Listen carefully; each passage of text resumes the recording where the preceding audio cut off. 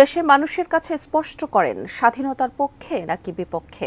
জামাতকে উদ্দেশ্য করে নাটোরে একথা বলেছেন বিএনপির কেন্দ্রীয় নির্বাহী কমিটির সদস্য অ্যাডভোকেট রুহুল কুদ্দুস তালুকদার দুলু। বিকেলে নাটোর সদর উপজেলার শঙ্করভাগ সরকারি প্রাথমিক বিদ্যালয় মাঠে বড় হরিশপুর ইউনিয়ন বিএনপি আয়োজিত এক সমাবেশে তিনি বলেন, ১৯৭১ সালে স্বাধীনতা যুদ্ধের ভূমিকা নিয়ে আপনাদের আগে ক্ষমা চাওয়া উচিত, অথচ আপনারা ক্ষমা না চেয়ে বিএনপিকে আক্রমণ করেন।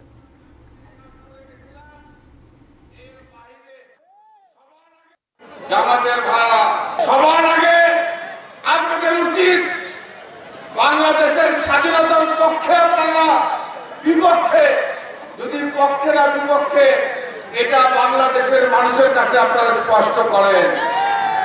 ৭১ সালের স্বাধীনতা যুদ্ধের ভূমিকার জন্য সবার আগে আপনাদের ক্ষমা চাওয়া উচিত।